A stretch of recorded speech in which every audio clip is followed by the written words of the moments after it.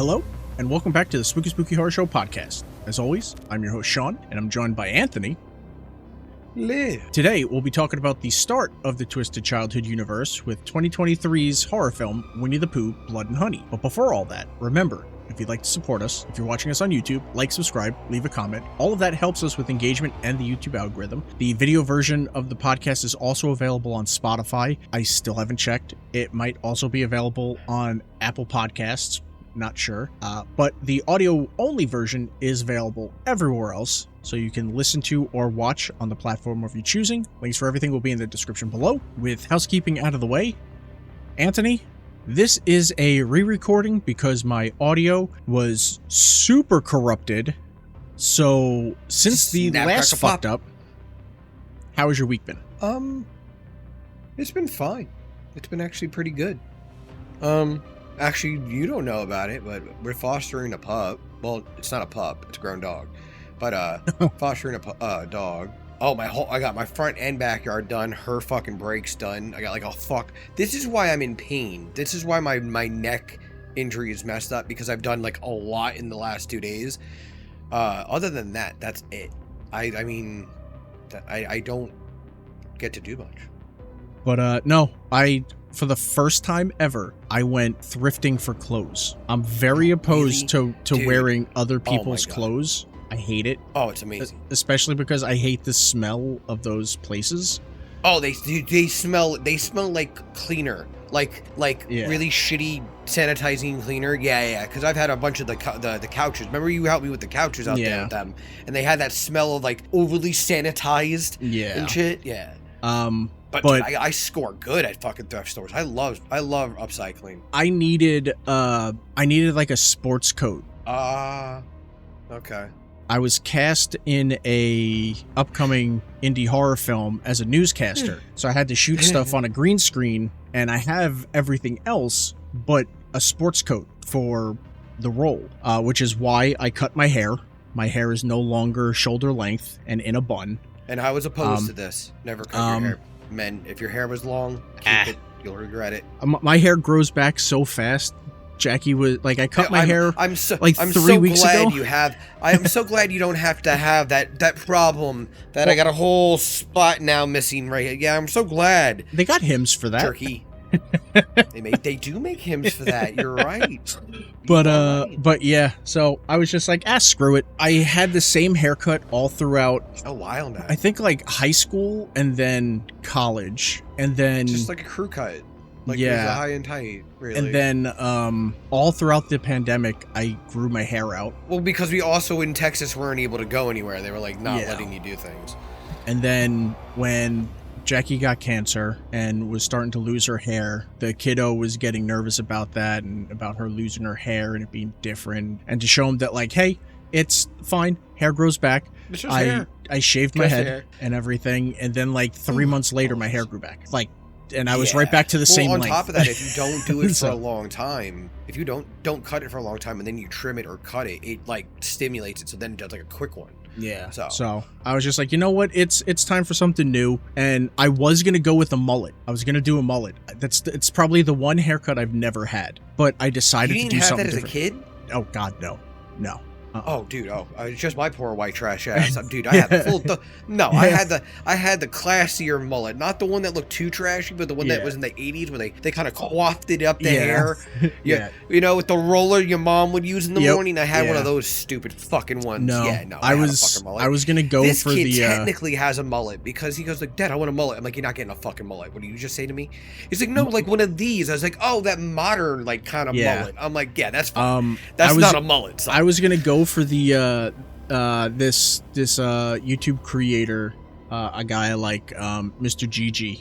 You ever have a long and stressful day and think, I should get home and watch some of the saddest and most terrible shit? You say no? He does really good, like I watched 4 disturbing documentaries so you don't have to type things and shit like that. And he's got a mullet now, and it's like, it looks good. It legitimately looks like, oh, he has a normal haircut, but then like he turned to the side one time and I was like, oh, it's a mullet and everything. And I was like, oh, you know what? Maybe I'll do that. At least it's not a rat tail. The Yeah. rat tail thing always bothered me growing up. Yeah. But I started my brother-in-laws have been getting into Star Trek, and I was like, you guys got to watch Strange New Worlds and Lower Decks. So I was over their house and I booted up the Plex server and I loaded up the first episode of Strange New Worlds, and they were like, this is good. And I was watching Commander Pike and I was like, you know what? I think I'm gonna get Anson Mount's haircut. So I ended up getting what they call Pike's Peak. So when I actually do my hair, it goes in that peak. Yeah. Okay. It's just Nice. I don't have like the stuff in it, but it's whatever. It looks more, I don't know, professional for my advanced age and everything. And I was like, as I'm playing a newscaster in this movie for like this really small role, I don't think, they would be sitting there with a fucking man bun. So like, it seems more realistic that like he would have like a more professional haircut. So I was like, yeah, whatever. But then I filmed all those scenes and I'm going back and I'm reviewing the footage and I'm having the exact same issues with the mic that I had with our original audio for the podcast. Oh, okay. And I'm like, you've got to be fucking kidding me. It took me 4 days to figure out the problem. Oh. And I don't even know if I figured out the problem. All I know is right now, I could hear my audio in my ear and it's not there. Oh, good. But if it does end up popping up at some point again, I'm just going to end up getting rid of my soundboard. Mic? No, Oh. the mic is fine. Because it's like, I also, like, this is a Audio-Technica AT 2020, but I also have a Rode NTG2, a shotgun mic that Oh, okay. I used at one point to record stuff and like it worked fine, but I think I just need to get a new soundboard. It's a really old board. I was gonna say, it might just be old. Sometimes you really do Yeah. have to just upgrade. Because it's like, I think with yours, you just have the thing for phantom power. You don't have anything to like mess with dials. No, it's just a power box. Yeah, no, it's just to make sure it's getting the proper power and ampage and probably a small amp in it. Yeah. From there to the actual system, so it doesn't blow anything. Mine has, I can Yours hook is up. like a dedicated, like Yeah. yours has a knobs and everything. Too, Mine has right? There's a knobs board. everywhere to Yeah, no, I control don't have it. highs, I lows, gotta get- mids, shit like that. So I could get another one of those. I don't know if I would, or I might just get one of those. What are they called? Like the Scarlets. That's just like super compact and shit. So it's like, I don't know. But like I said, right now everything seems to be working fine. I'm not hearing any of the audio cutout, so that seems good. But like I said, for now, everything's working, so we can try to record Winnie-the-Pooh, Yet again. Blood and Honey one more time.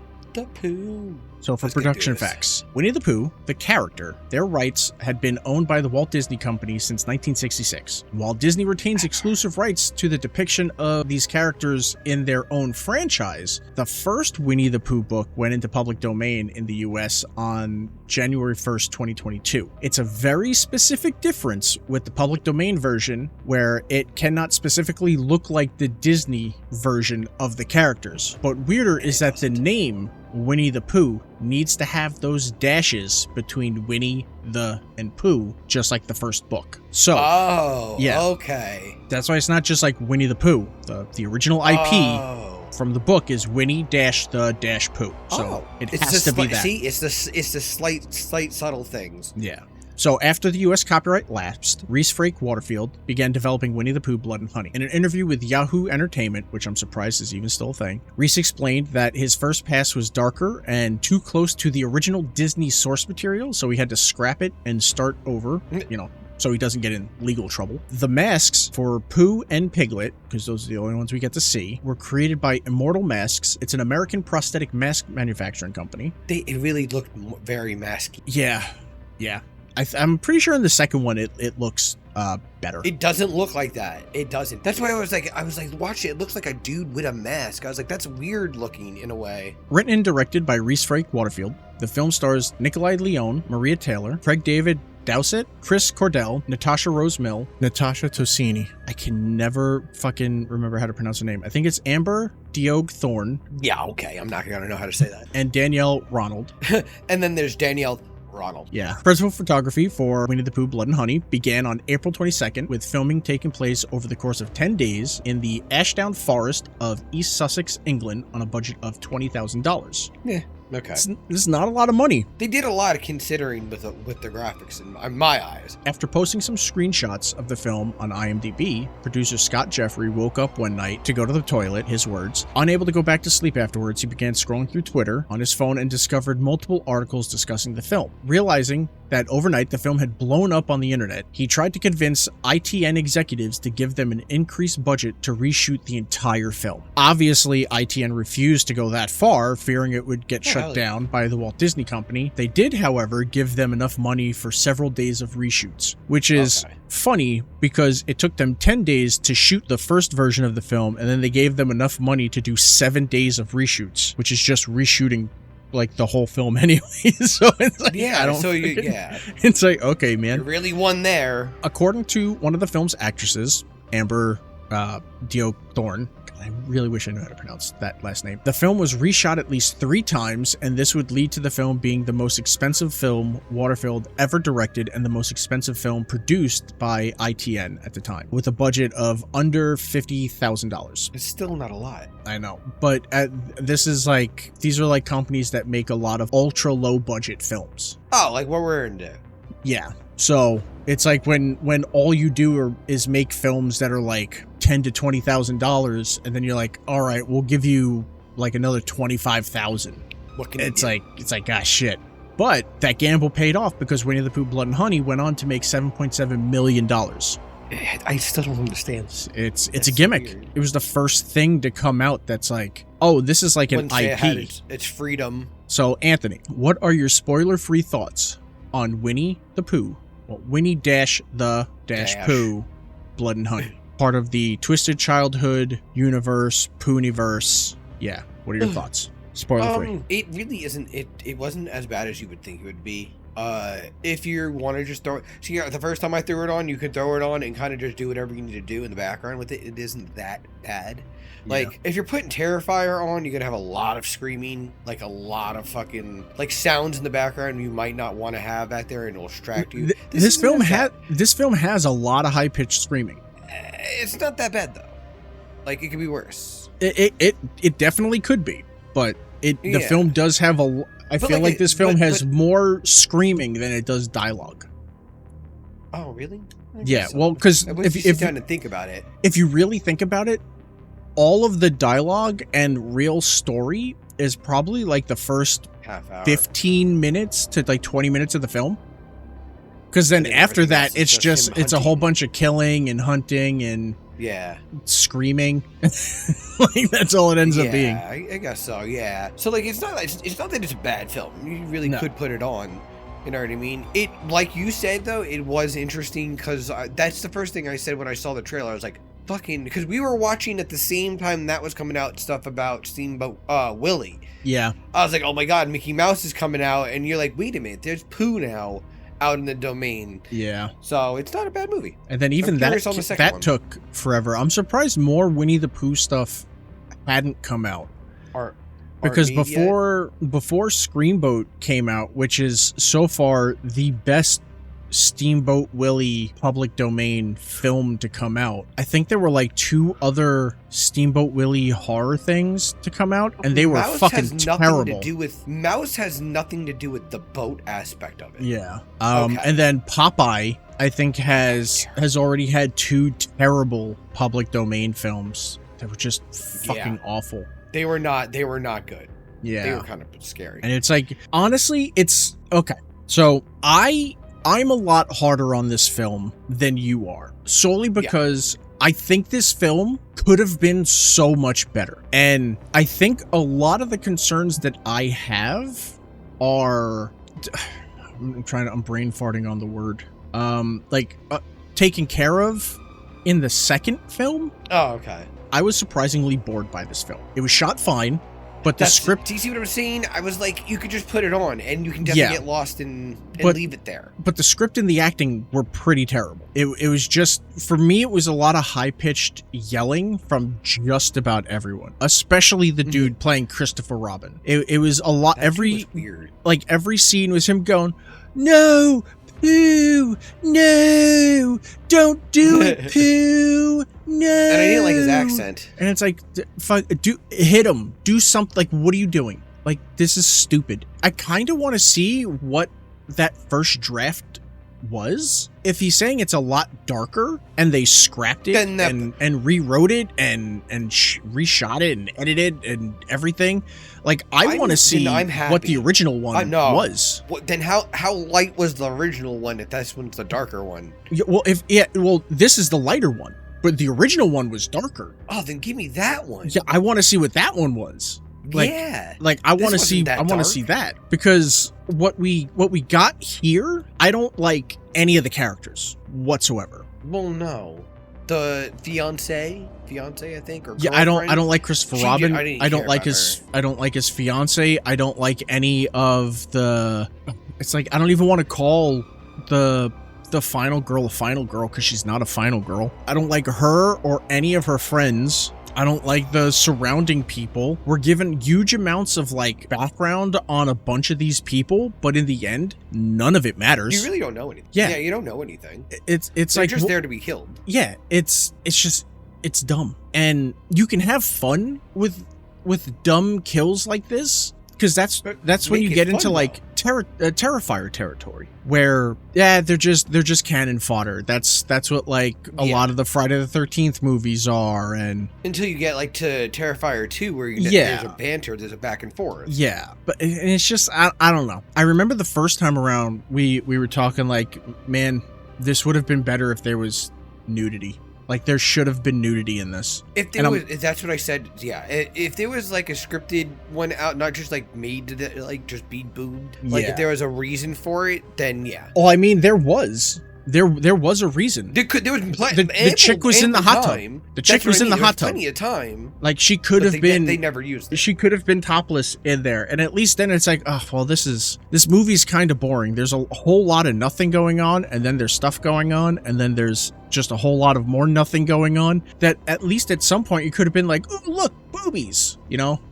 Like, something to distract. It's like the majority of the people on the planet like enjoy boobs. I would even be happy if like, because I feel like when some of the girls, when I don't even remember their names, I'm sure we'll get to it later on, are trying to be rescued by those drunks. If like Pooh or Piglet, I think it was just Pooh at that point, like ripped one of them. Like ripped one of the dude's dicks off. Yeah, that would have been. There you go. I'd be like, oh look, a dick. It's like at least then there's just like haha, look at that. But it's just the way we respond to things are just probably not normal.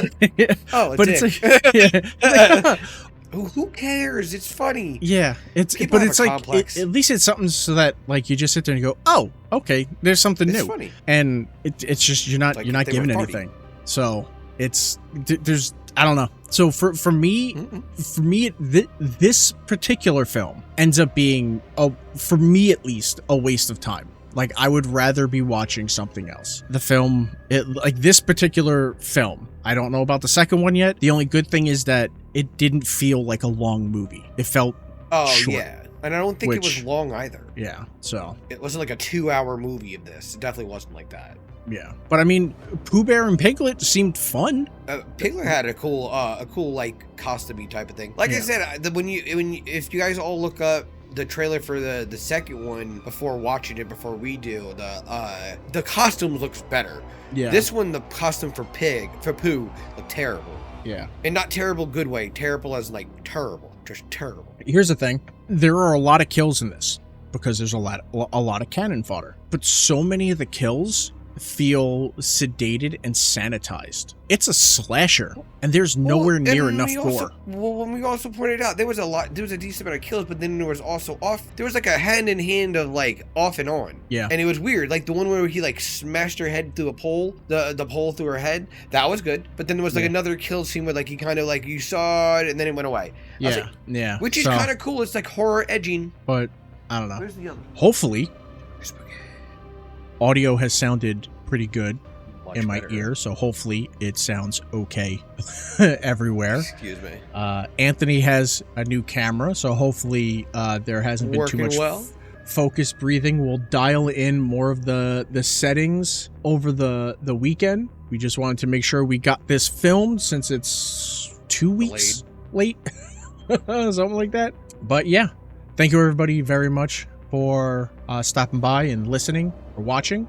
Remember to follow us on all social media. But yeah, that's it. Everyone, go watch some horror movies. Bye. Horror films on Tubi.